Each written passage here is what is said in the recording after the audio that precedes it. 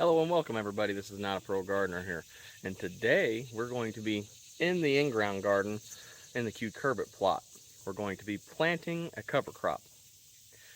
Now, when do you plant a cover crop, you may ask? Well, we're doing this in the fall, so we want to do it 4 to 6 weeks before our first frost date, which I believe is somewhere around in October, if I'm not mistaken. In the cucurbit plot, in our last video, we was talking about overwintering the garden and what our choices were. So we kind of talked about what we were capable of doing, and this is kind of what we decided to do, weighing all our options. We decided to do a cover crop.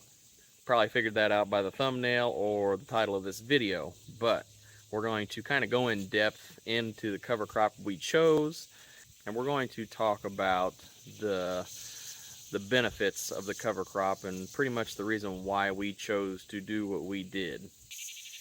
The benefits of the cover crops is they protect our soil outside of normal growing seasons, like after a harvest, or in our case, we are going to overwinter this plot with an overwintering mix. They can also prevent soil erosion in certain occasions. You can get certain cover crops to do certain things, as in you can get mustard to till it in, and that puts a biofumigant into your soil to help with bad nematode issues, and such as like if you was going to plant okra, that would help out with that, or such as potatoes. They also scavenge and hold nutrients. These cover crops will reach down deep with their tap roots, like hairy vetch can go down deep, pick up those nutrients and hold them into the leaves and stems, and whenever you till them in next time, you gain some of that back, and it also helps in aid in fertilizer costs the next year, which is another reason why we chose to do this. One of the big ones for me that I would love to get started doing would be using this cover crop to forage for chickens or livestock. You can kind of use it as a double whammy, get the manure from the chickens or livestock on top of all that biomass, and it will add a really good organic nutrient to the soil. It will help out the beneficial bacteria in the soil and will help growing and fertilizer costs in the future, which is huge. If you're not doing it, I hope you should at least just dabble with it a little bit. Until I get to building a chicken tractor, I can't quite do the double whammy just yet, but I really am going to try to push it this year. They also enhance your soil biological activity, which is very good for your soil. Cover crops also add organic matter to aid in nutrient holding and water holding capabilities, and they also can improve your soil structure, which that organic matter does a lot for. They can help you out in times when you are short on water, you have a drought going on, that holds that extra water to help them crops push through, which is sometimes needed for certain areas. Now, if you have a cover crop such as hairy vetch, crimson clover, or winter peas, any of these legumes, they also fix nitrogen from the air into the soil, which that helps for the fixing the nitrogen aspect of this cover crop that we got. That also is one of the reasons why we chose to do a cover crop this year, because saving money is always good. Weed suppression. In new gardens, you have so much weed pressure, so much it just makes you want to give up sometimes, but hold out. Do your best to prevent these problems or alleviate them for the next year. So we have a new garden plot. We're going to be using this as a weed suppression tool to choke out those weeds, which is going to happen. And then we're going to have less weeds next year. And then once you till, you're going to stir up more weed seeds. So you kind of got to be mindful of that. Once you till, you'll stir up more weed seeds in your garden plot, and it will kind of cause you some weed problems next year until you get those all burnt out. So we're going to use the cover crop, and then we're going to till it in and then cover it with a tarp for, let's say, 3 to 4 weeks probably before we plant, and that is going to help out a lot. It'll help break down a lot of that stuff and help germinate weed seeds to boot. So we are definitely looking forward to this. So the cover crop we chose is an overwintering mix. We got it from an online vendor, which let me tell you the mix that we got going on here. Part of it is Elbon cereal rye, fixation Blancea clover, Wyoming winter peas, hairy vetch. We got the P919 beardless winter barley and the trophy rapeseed, which is supposed to be really good for foraging for your livestock. But I don't know if we'll quite get to that this year. It just depends on what kind of time I have to create a chicken tractor.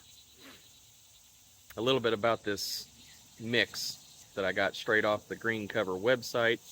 They kind of talk about your mix that you're going to buy, and I'm just going to kind of give you a little insight on what it says. This overwintering mix is to be planted in the fall 4 to 6 weeks before your first frost date. It will provide ground cover, living roots through the winter months, which is good.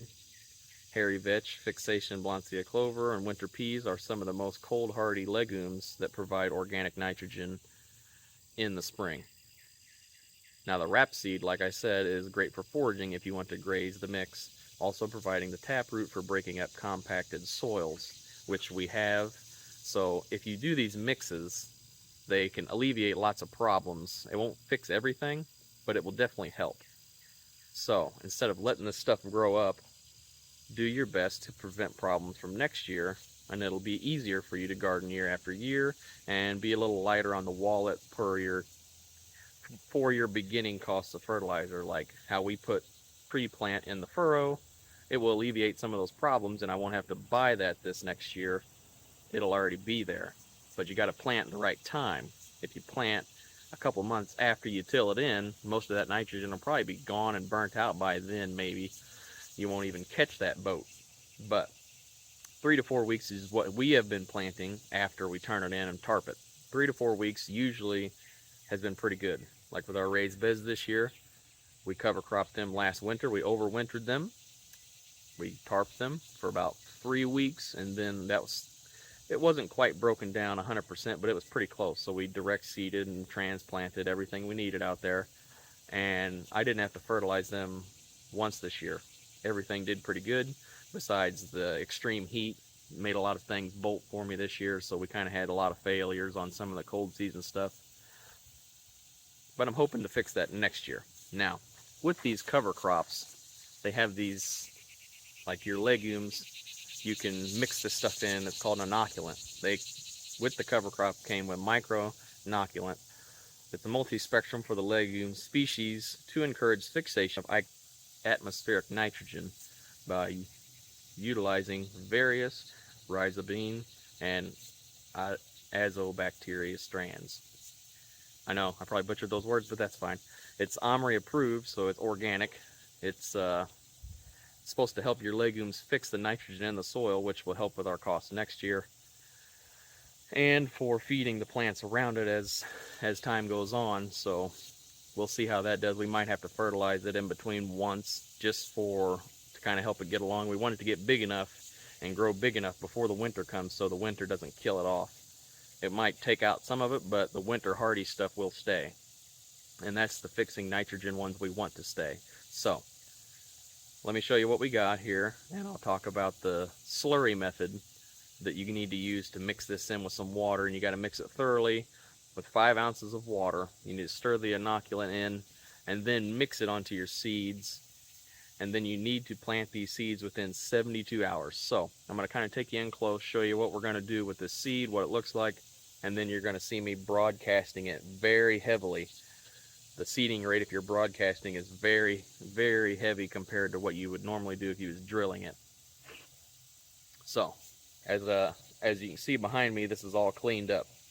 This whole area, I will pop up a time lapse of me taking care of it.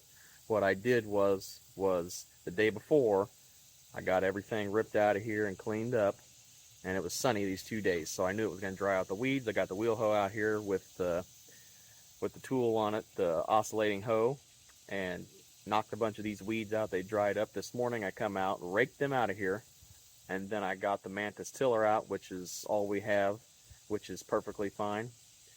And I just went across it one time just to kind of break up that hard clay top, just to get those seeds a better chance at getting started. So I'll just take you over here, show you what we got, and explain the slurry method a little bit closer, and then you're going to see me broadcast this in. So let's go.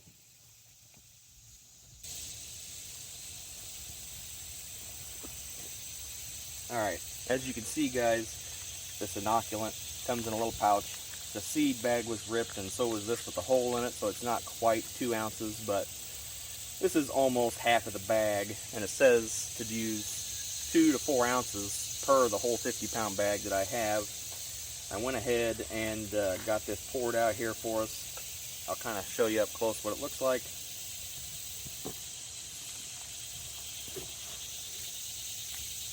This is pretty much what it looks like, guys. That's what we're going to be planting out here. And when you're broadcasting it, you want to do it fixed, which is why I have so much here. So I'm going to go ahead and dump this in the water. And we're going to get this pre-mixed in. And since I'm going to be using my hands to broadcast this, I'm not going to be worried about really getting too dirty here. So I'm just going to mix it in really, really well. It says you need to mix it in thoroughly, kind of break up all the little chunks. And you want to drizzle it in for the slurry method. We want to cover all these seeds here as good as we can. We're going to mix it in really good.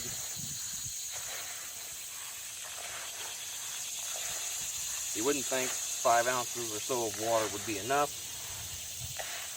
but it seems to coat pretty good.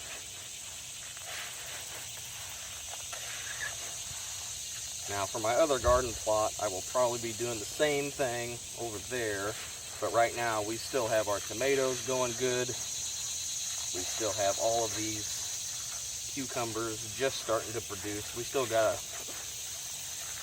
about a month left of growing season left, so we're hoping to squeeze out some good production there.